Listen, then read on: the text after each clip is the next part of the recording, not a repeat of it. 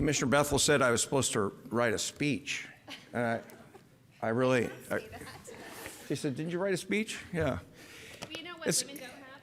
Breast pockets. It's so good to see so many people here.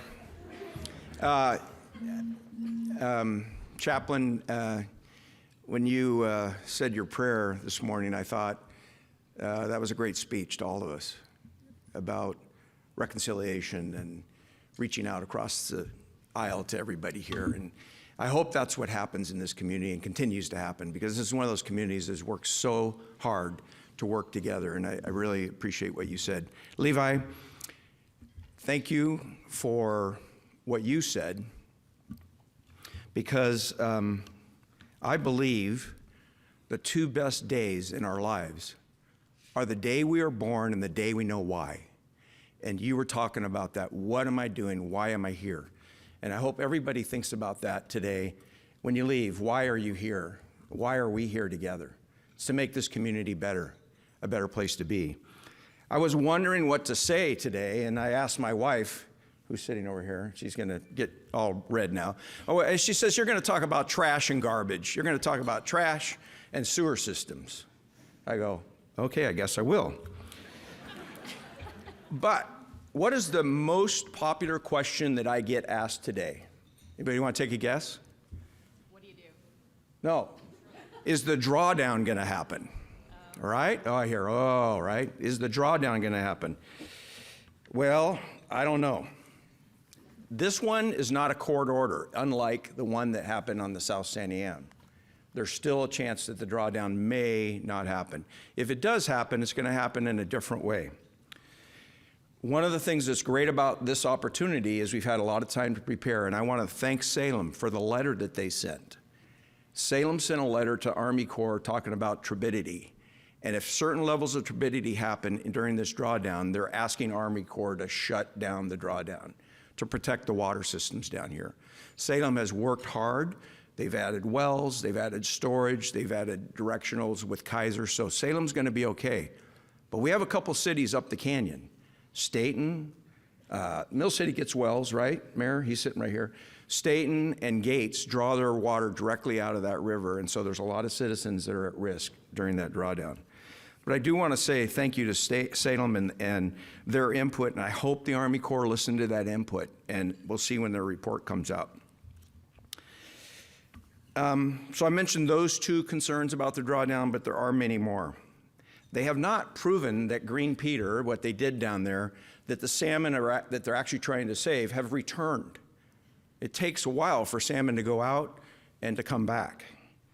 And they have not analyzed the other damages to other populations, and especially the water system for human species and what happened. Detroit specifically, though, the Corps is their modeling shows that if they take this down to 1,395 feet, which is 55 feet below what the winter level, if you drive up there, you can see that it's always down in the wintertime, and that's for floods. They're going to take it down another 55 feet. It's never been that low. Their modeling shows that after they take it down in December, it'll come back up by February. But what if we don't have rain? What happens next? Is there going to be enough water for agriculture, for drinking, and for fish? I'm going to leave it there. It's going to happen at some point in time, maybe, maybe not. I want to talk about investments in Marion County. I think Commissioner Bethel was talking about that. Our ARPA funds that we got back after the 2020 COVID time, we are investing ARPA funds in a lot of areas, and I just want to highlight three of them. The Detroit Lake Marina Excavation Project. We are moving forward, but even as of last week, we're getting static in trying to get through the permitting process with the federal government. If anybody here has ever tried to get a permit to do anything with the federal government, you know how hard that is. And in this case, we have to get several of those. The Marion County radio system, county-wide.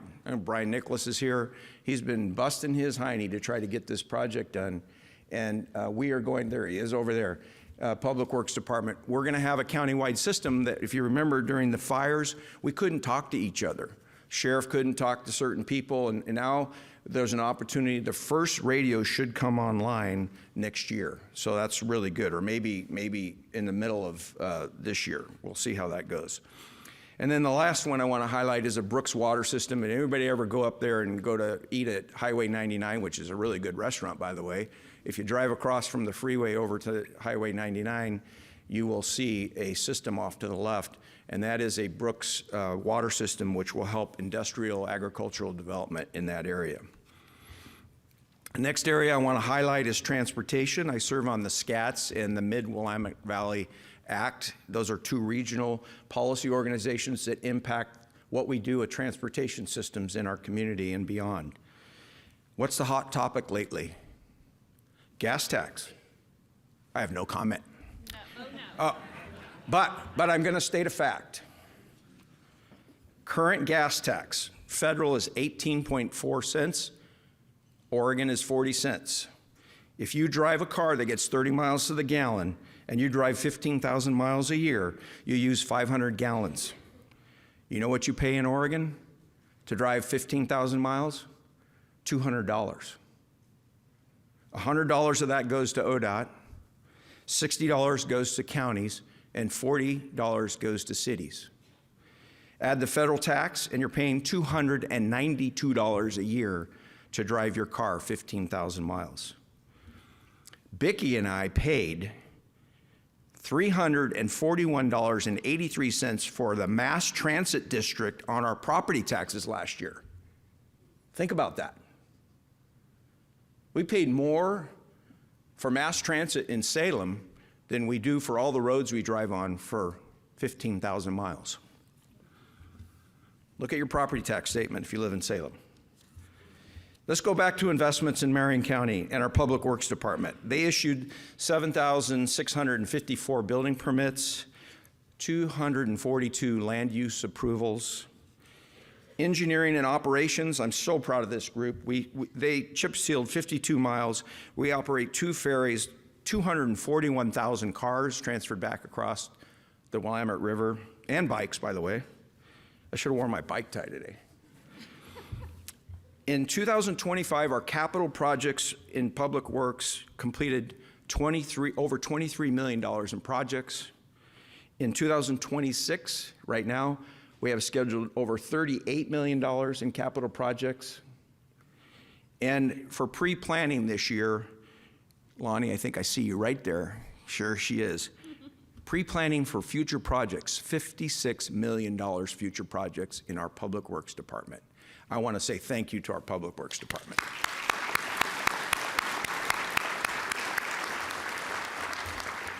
Obviously, resources will restrain some of those projects in the future, and we're going to have some challenges to get that done.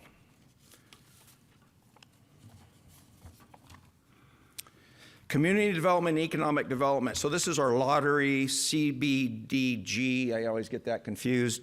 Extension services. Here, I'm just going to read off places we've invested money, not the amounts, well, maybe some of them. Prosperity grants to 20 cities. I have a couple mayors, they got these grants.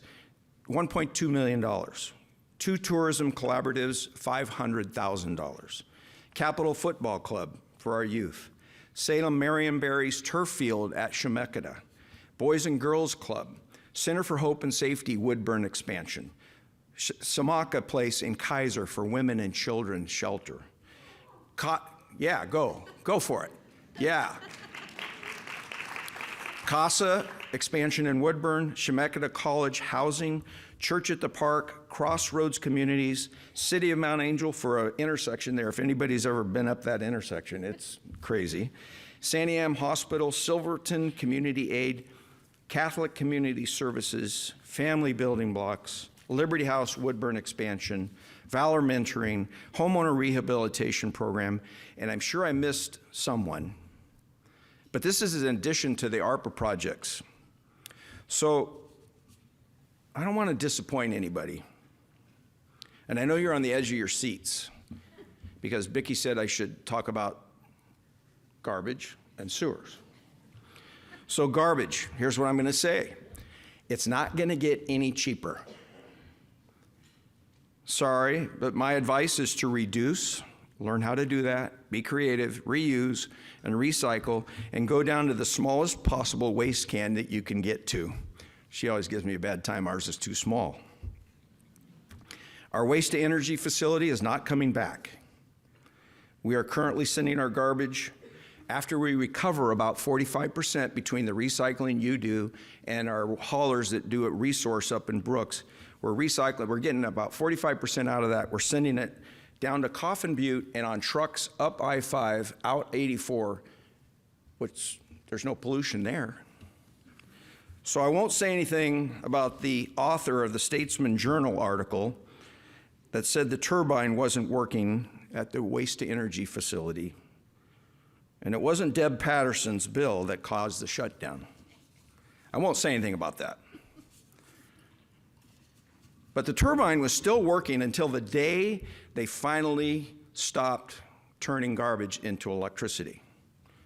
Then they shut down the turbine. But the fact is that we do not have a place close by to dispose of any of our garbage that used to be turned into electricity. That facility is not coming back. All right, let me close with the last topic. And you know, I know you're sick of hearing about trash, so let me switch to a more palatable topic, sewers. If you drive up the canyon towards Detroit and you get past Mayor Kirsch's city, Mill City, and you look off to the right, you're gonna look out there and you're gonna go, what is going on? Are they building Disneyland up here? It is a huge project.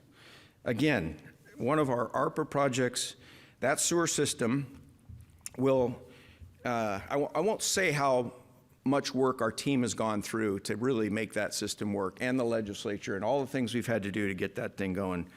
But somewhere this time next year, we'll be running water through it, and then probably by July of 2027, I think we'll be running sewer systems into Mill City. Shortly after that, we're gonna run a line up to Gates, and Gates will have a sewer system. You better buy property up there, because guess what, right?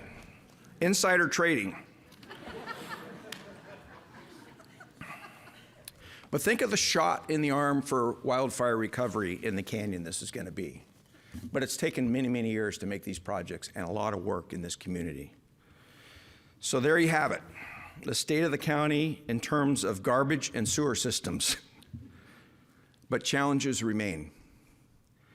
Never a dull moment when your costs of doing business are far outpacing the revenues that are coming in. Jan, that's a tough one. What are you gonna do?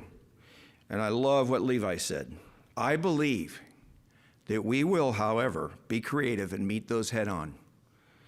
I'm honored to serve as your Marion County Commissioner. The employees that we have work hard every day to meet the needs of 350,000 plus citizens in Marion County. And we, me, all of us, thank you because you are the ones that sign our paychecks.